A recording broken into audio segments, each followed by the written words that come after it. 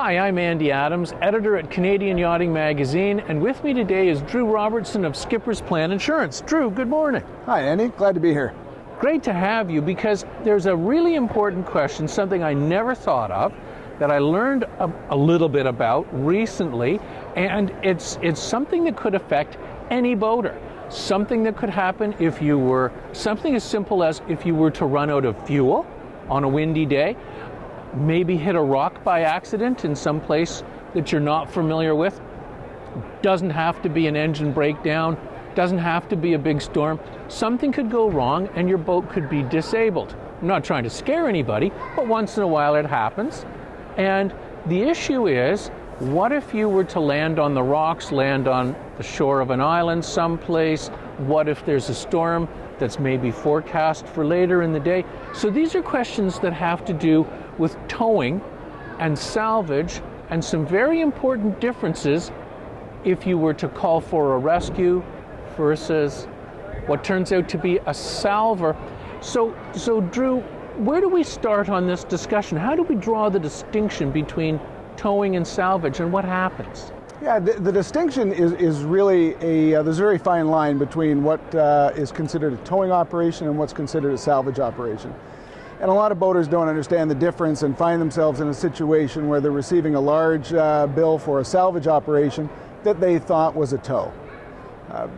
There's a couple things you need to consider. Factors that have to come into play in order for it to be considered a salvage operation. The first is that it has to involve a marine property like a boat. The next is that property must be in peril. So that means that there must be some danger.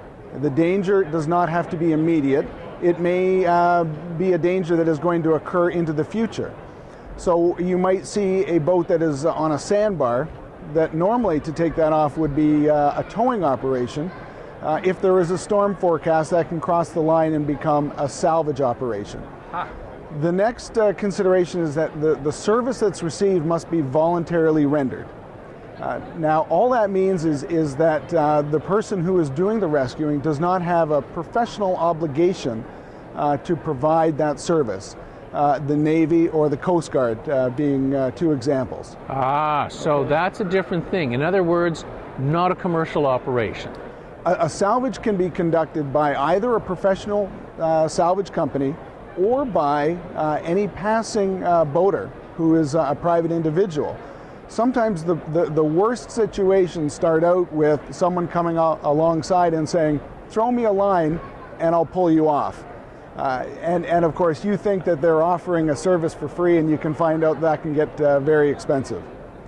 The last thing that is required in order for a salvage to be, for a tow to become a salvage, is that there must be success in the operation.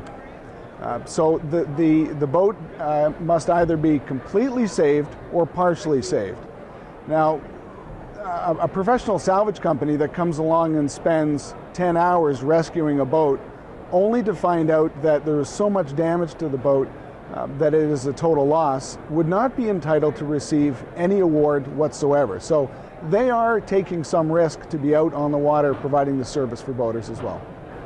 Isn't that interesting? So really, this is an important issue in my opinion, because when a person who's never had a problem, probably been boating their whole lives, never ran out of fuel in an unfamiliar place where they started to drift towards the rocks or whatever it is, and somebody comes along and offers some help, instinctively you're going to grab that help right away without really thinking about what the implications of it are. That's correct. Now, a prudent skipper is always going to inquire before taking a line from a boat, is this a tow or is this a salvage operation? There is no obligation on the boat owner to accept the first company that comes along.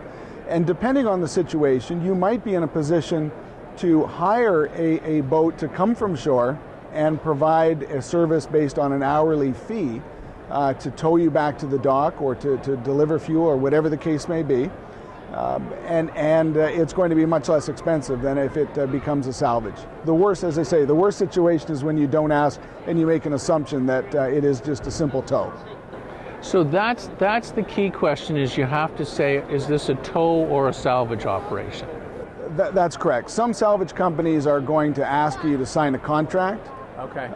In fact, if you're unsure, it is always best to have an open discussion and try and come to some verbal agreement. Of course, in the circumstances, that's not always possible.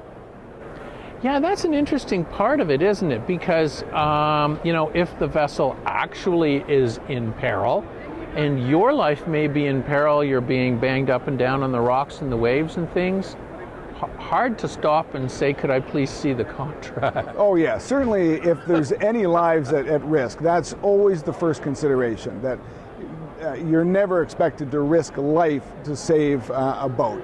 That's why you have insurance on the boat.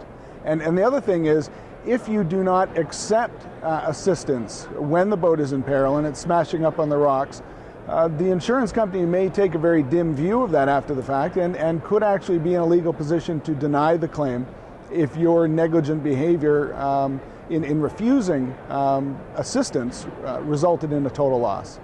Right, so it's not an easy situation. So what's the best way, I guess, it's to avoid being in peril at all?